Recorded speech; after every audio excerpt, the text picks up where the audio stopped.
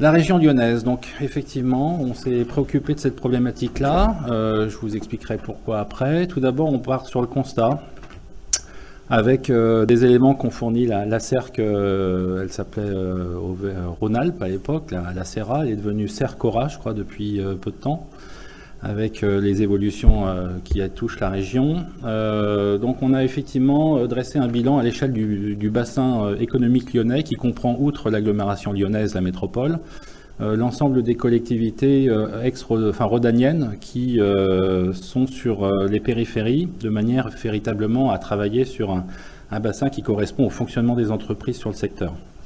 Et sur ce bilan, donc, on a dressé avec des questionnaires, alors certes effectivement partiels, puisque là encore une fois on a du mal à mobiliser les acteurs, et quand on mobilise les informations on n'a pas forcément la précision qu'il faut, mais ça donne quand même un éclairage. Donc on se retrouve à avoir effectivement en année normale 4 600 000 tonnes de déchets qui sont générés sur ce territoire, avec en plus 500 000 tonnes qui viennent d'ailleurs, en sachant qu'il y en a une partie qui repartent aussi, on verra lesquelles. Sur ces 4 600 000, on a 800 000 tonnes qui ne bougent pas donc des chantiers, autrement dit qui ne prennent pas le statut de déchet. Puisque la particularité effectivement en droit français, c'est que lorsque vous utilisez pour une opération du matériau qui est issu donc d'un site, il ne prend pas le statut de déchet, donc vous avez moins de tracas réglementaires, même si c'est du déchet pollué. Une terre polluée qui ne bouge pas de son site n'est pas un déchet pollué, un déchet dangereux. Les sorties de déchets, de chantier, pardon, donc ça représente à peu près 80%, donc 3 800 000 tonnes. Donc là, je vous laisse voir un petit peu les ventilations. On a effectivement les installations spécialisées dans le territoire qui en prennent pour plus de 3 millions de tonnes. Donc on est essentiellement sur du déchet inerte là aussi. Vers des installations non spécialisées du territoire. Et puis, on a une perte en ligne que les statistiques démontrent comme étant effectivement des déchets qu'on ne trace pas, aux alentours de 900 000 tonnes. Et c'est là où on va retrouver effectivement vraisemblablement des déchets qui partent vers des installations de l'Ain ou d'Isère, mais aussi des pratiques qui ne sont pas forcément très légales. On parlait tout à l'heure de l'absence de traçabilité. C'est une obligation. Là, en l'occurrence, le fait de ne pas avoir effectivement pu identifier ces déchets laisse à penser qu'on a des propriétaires de terrain qui acceptent de la terre, on l'espère, inerte, du gravat inerte aussi, mais pas pour un usage qui est prévu par la loi. Et ça représenterait entre 400 et 500 000 tonnes par an de déchets qui partent sur ces exutoires. On met dedans aussi les fameux dépôts sauvages qui font bon nombre d'articles de presse, mais qui en tonnage ne représentent pas finalement un gros volume. C'est quelques dizaines de milliers de tonnes et on voit que ça reste anecdotique par rapport à l'ensemble. Par contre, ce sont effectivement des nuisances que la population est très éperdue à signaler aux autorités publiques et qui effectivement embêtent les collectivités régulièrement. Donc le flux de déchets, 4 600 000 tonnes pour 88% du déchet inerte et un petit peu de déchets dangereux et déchets non dangereux. On retrouve effectivement les statistiques à l'échelle nationale que Jean-Yves ciblait. On est effectivement donc sur quelque chose de connu. La performance de la filière, 76% du gisement. Donc là, c'est effectivement le taux de valorisation. Alors non pas au sens du Grenelle de l'environnement, puisqu'il y a une autre méthode de calcul, mais globalement, donc on a les 3/4 des déchets qui retrouvent une fonction, soit sur le site, soit dans le cadre des installations de traitement qui ensuite vont retrouver une seconde vie sur des plateformes effectivement de granulats, de recyclés, ou sur des plateformes de tri qui ensuite vont ventiler vers les filières de valorisation matière pour les déchets non dangereux. Le travail que l'on a mené dans le cadre effectivement de cette démarche, c'était de dresser le constat que l'agglomération lyonnaise était effectivement bien pourvue en installation de recyclage. Jean-Yves l'a signalé, Rhône-Alpes et notamment la région lyonnaise dispose effectivement d'un tissu industriel qui nous permet d'avoir des opérateurs sur quasiment tous les métiers, ce qui n'est pas le cas dans bon nombre de grandes métropoles, de grandes agglomérations en France. On met un petit peu à part la région Île-de-France, mais sinon, il faut se dire effectivement qu'on a quand même un tissu relativement privilégié, un territoire qui est à des forces vives, on va dire, pour trouver des solutions sur bon nombre de problématiques. Concernant les matériaux recyclés, et notamment les graves de déconstruction, ce qu'on a pu mettre en lumière, c'est que contrairement là aussi à d'autres régions, on avait une forte concurrence avec les matériaux naturels qui étaient encore trop importants. Les gisements sont encore bien présents et trop peu chers. Ce qui veut dire qu'on a effectivement une difficulté économique pour positionner ces matériaux aujourd'hui par rapport à des matériaux qui sont encore, donc notamment les granulats, produits à moins de 30 km de l'agglomération, ce qui n'est pas le cas par exemple pour la région parisienne, où on va les chercher à plus de 100-150 km aujourd'hui, ce qui entraîne des coûts logistiques et qui fait que le produit donc recyclé sur place trouve effectivement un intérêt économique. 40 minutes, c'est le temps de transport que met une benne de déchets de travaux publics entre le chantier et le site de traitement. C'est un peu moins, 30 minutes pour les déchets du bâtiment, mais ça montre aussi la problématique, non pas de la distance, mais du temps de transport, et qui sera de plus en plus prégnant à l'avenir avec les problématiques qu'on connaît aussi d'engorgement. Un chiffre, 94%, c'est la part que représente le transport routier par rapport à l'ensemble des modes de transport. Autrement dit, la voie d'eau, le fer, qui sont dans le cadre des démarches volontaristes de l'État de vouloir effectivement faire que le transport pèse moins sur l'environnement, eh ben, on va dire que tout reste à faire, hein, puisqu'on a plutôt vu des baisses effectivement en termes de chargeurs sur ces modes-là. Avec notamment le fret ferroviaire qui s'est quasiment effondré dans les 20 dernières années. Là, il y a tout à reprendre, très clairement. Avec quand même une chance, c'est que la métropole est parcourue quand même par la Saône et le Rhône, qui sont des voies d'eau à grand gabarit et qui pourraient soulager sur une autoroute fluviale bon nombre de flux. 40%, ça c'est un chiffre effectivement qui est sorti aussi de l'analyse, c'est la part des poids lourds qui tournent à vide sur l'agglomération. Autrement dit, il y a de la place pour mettre autre chose dans ces bennes, à savoir du déchet, lorsqu'on est effectivement sur une problématique de double flux, à travailler avec les opérateurs de manière à optimiser effectivement ces tournées qui consomment du carburant pour rien. 400 000 tonnes, donc ça c'est le chiffre que je vous ai signalé, c'est les déchets qui s'évaporent chaque année dans la nature, d'une manière ou d'une autre. Et puis le taux de valorisation Grenelle. Donc tout à l'heure, je vous donnais le taux de valorisation globale. Le taux de valorisation Grenelle, c'est hors terre et grave. C'est ce qui nous permet de nous comparer aux 70% qui sont les chiffres qui sont apparus dans le Grenelle de l'environnement, repris dans la loi de transition énergétique. Donc aujourd'hui, le territoire se situe plutôt entre 60 et 64. Je vais pas revenir sur le schéma de droite qui a déjà été présenté, juste pour vous dire effectivement ce qui a motivé la métropole à travailler sur ces questions de déchets du bâtiment et des travaux publics. C'est qu'à l'origine, effectivement, c'est une compétence départementale. Ça a été transféré dans le cadre du Grenelle de l'environnement. Autrefois, c'était les départements s'étaient vus confier les déchets non ménagers et assimilés, les plans départementaux. Et puis dans le cadre du Grenelle, on s'est dit on étendrait bien cette compétence en 2010 aux départements, sans bien entendu leur transférer de moyens. C'est ce qui remplaçait pour certains départements les schémas de gestion des déchets du BTP, nés d'une circulaire qui était, je crois, sortie à la fin des années 90 et que certains départements avaient saisi au travers des volontés préfectorales. Et à savoir que dans le Rhône, le préfet de l'époque avait engagé cette démarche qui, à l'époque, avait été conduite par la DDE. L'objectif aussi, c'est de retranscrire la directive cadre CE de 2008. Et puis de travailler sur l'adéquation entre les installations de traitement d'une part et puis les gisements à traiter. Donc la volonté, en fait, elle est née de la création de la métropole. Donc je pense que tout le monde le sait. Le département du Rhône n'existe plus en termes de compétences sur le territoire de l'agglomération lyonnaise.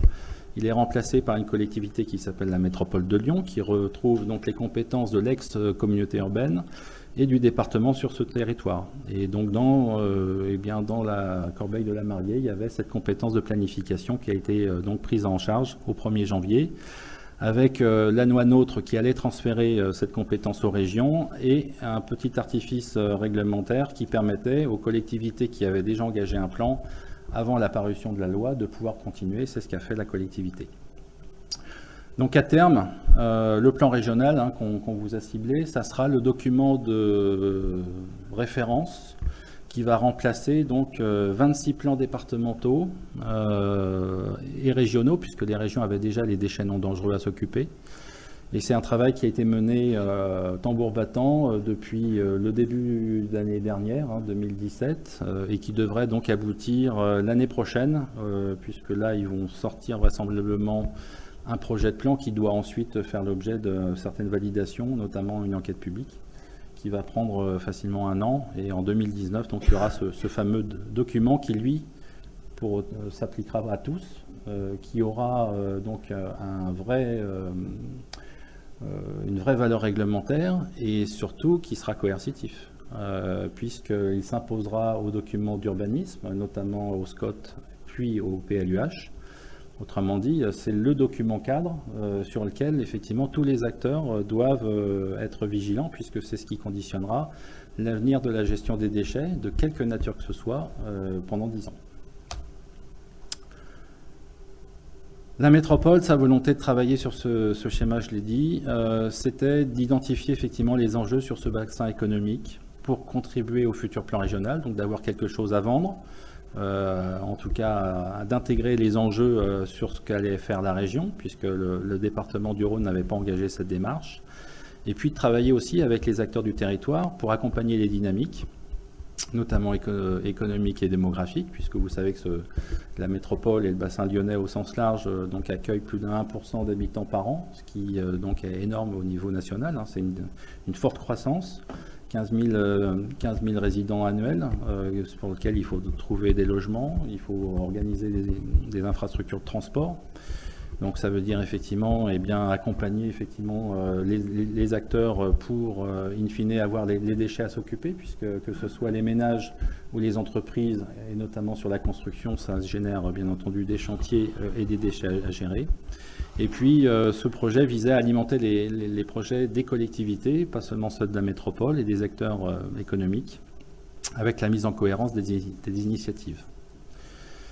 Le plan régional, je ne reviens pas dessus, c'est juste effectivement pour vous rappeler le calendrier. 2019, adoption définitive. Les phases de consultation vont être lancées a priori après le mois de mai ou juin.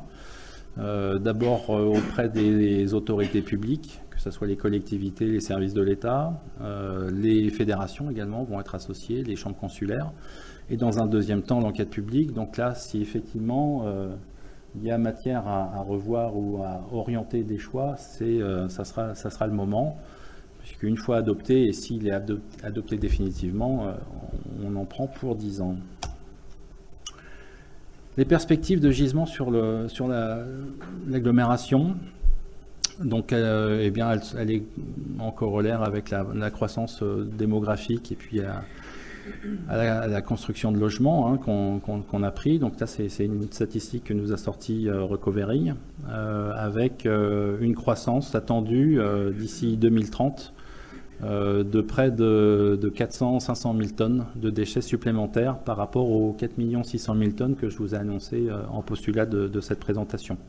Autrement dit, malgré les efforts que l'on va mener en termes de prévention des déchets, on va avoir effectivement une augmentation des flux à s'occuper, majoritairement encore une fois du déchet inerte, puisque le principe de l'agglomération en termes de développement, c'est de reconstruire la ville sur elle-même, non plus de s'étendre sur des terres agricoles, mais bien de déconstruire des parties déjà occupées par de l'activité ou des logements pour rebâtir généralement plus haut et plus profond. Puisque lorsqu'on déconstruit une habitation aujourd'hui pour remplacer ça par un R+4 ou +5, l'habitation avait peut-être un sous-sol, et demain on construit un immeuble avec des parkings pour gérer l'ensemble des déplacements des 50 logements qui vont être construits sur ce tènement. Donc forcément des déchets en plus par rapport effectivement à une construction sur un sol nu agricole. Donc là c'est aussi un choix politique qui est fait d'éviter de consommer une ressource qui, elle non plus, n'est pas renouvelable, à savoir la terre agricole et l'espace naturel. 5 minutes. Les 5 200 000 tonnes qui seront à gérer en 2030, bien entendu, n'intègrent pas les grands chantiers. Je ne parle pas du contournement ferroviaire de l'Est lyonnais, de l'anneau des sciences qui devrait boucler le périphérique, de la 45 qui se fera peut-être ou peut-être pas, et puis de la ligne de métro qui sera étendue aux hôpitaux sud d'ici l'année prochaine et qui vont générer 300 000 tonnes de déchets à eux seuls. Sur cette base, plusieurs scénarios donc, ont été travaillés. Le scénario tendanciel, à savoir comment on gère les 5 200 000 tonnes. Et puis, on a quand même essayé de travailler sur des options de manière à réduire la quantité de déchets, d'essayer de trouver donc, de nouvelles valorisations pour, là aussi, réduire l'enfouissement, avec, là encore, les objectifs réglementaires qui s'imposent et qu'il faut bien entendu intégrer dans ces grands schémas d'organisation. Je vais passer très vite sur les différentes hypothèses sur lesquelles on a travaillé. Elles sont assez absconses et je pense que le support sera disponible pour tous ceux qui voudront l'obtenir. Je vous confirme qu'effectivement, je l'aurais dit plus tard, mais j'en profite, tous les supports ainsi que le son sera en ligne sur un site ecoconstruction-rhône.fr. On en reparlera à la fin. Voilà. Le travail de planification s'accompagne toujours d'une évaluation environnementale de manière à éprouver les différents scénarios au vu de l'impact que cela peut avoir sur les différentes composantes environnementales et sur la santé, de manière aussi à choisir en connaissance de cause. Je vais parvenir effectivement sur les différents scénarios et l'impact que ça pouvait avoir effectivement sur tel ou tel aspect. Le programme de prévention, ça c'est un élément important maintenant qui est intégré dans tous les schémas, notamment déchets, la prévention des déchets. Lorsqu'on prend la directive cadre, qui l'introduit en droit, c'est effectivement la hiérarchisation du mode de traitement et la prévention. C'est le concept de dire le meilleur déchet, c'est celui qu'on ne produit pas. Et aujourd'hui, la réglementation française donc, reprend bien entendu ce schéma-là, et c'est dans le cadre de la planification, donc un aspect qui est en tête de gondole, on va dire, et sur lequel les collectivités doivent travailler en misant sur des solutions, notamment en termes, pour le déchet du BTP, d'éco-construction. Donc là, on anticipe beaucoup, effectivement, l'impact que ça pourra avoir, mais les pistes, effectivement, c'est de travailler sur comment éviter le déchet, pour les opérations aujourd'hui, mais aussi dans 40 ou 50 ans, lorsqu'il faudra se préoccuper de la déconstruction ou de la modernisation d'un bâtiment.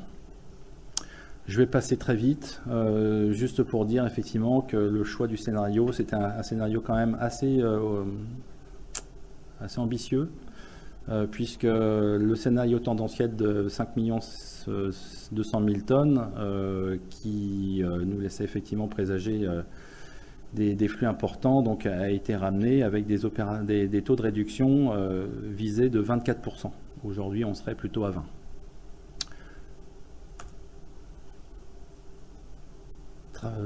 Ça, je vais passer aussi vite. Les objectifs de réduction à la source et tous les efforts effectivement que l'on doit faire sur les chantiers.